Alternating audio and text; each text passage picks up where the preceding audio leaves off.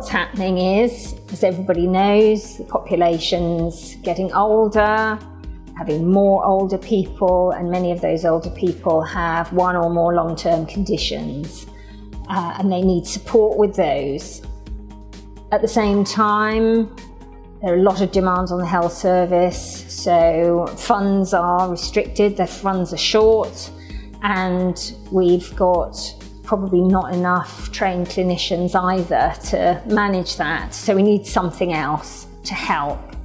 And the supported self-care idea, where you have a range of technologies to help people manage their own conditions, maintain confidence in managing their conditions, continue to live independently for longer, allows those short funds and limited resources to go further and help us cope with this increasing demand.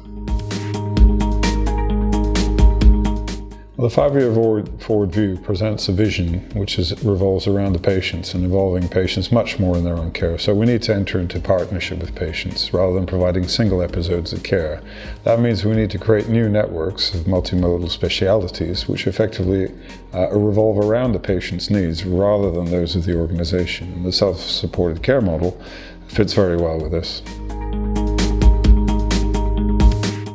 Supported self-care is a model whereby there are certain things that can help people to self-care more effectively, and a number of those things are first of all, having a personalised care plan whereby they set their own goals with the health professional taking a coaching role to help them set goals that are realistic and achievable.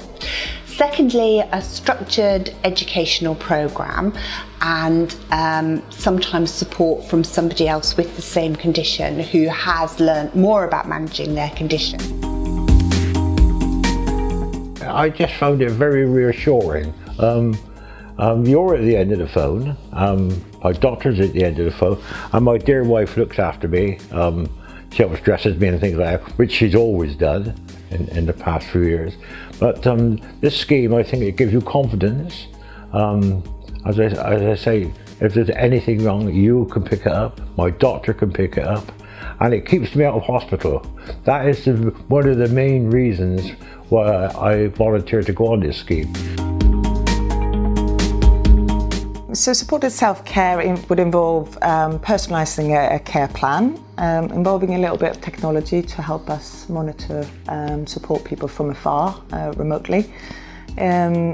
We currently use a model where we've got a supported self-care hub, a nurse-led hub which gives daily support and monitoring of the patients. So we're using different types of technology for different types of patients.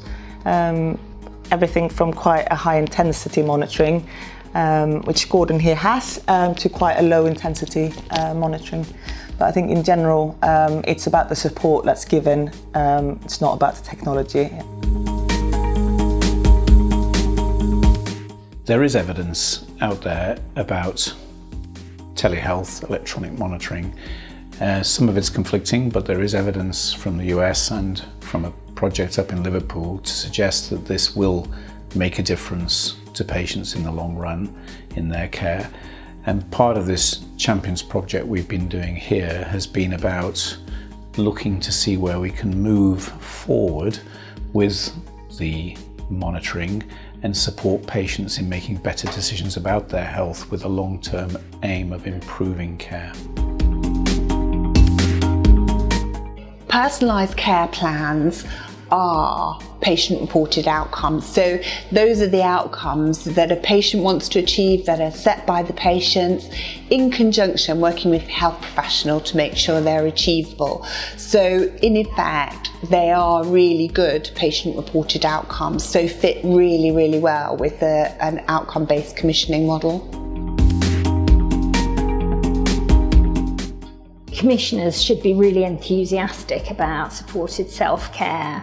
It's a way for them to improve outcomes for patients because they're able to maintain their health better and their independence. And it will also help commissioners who are trying to stretch limited resources across increasing demands to make the best use of those resources. So anything that can be saved on a hospital admission or a GP attendance or a serious exacerbation of a long-term condition can be spent to support other patients. So it's really a very good way of making resources go as far as they possibly can, which is a top priority for commissioners.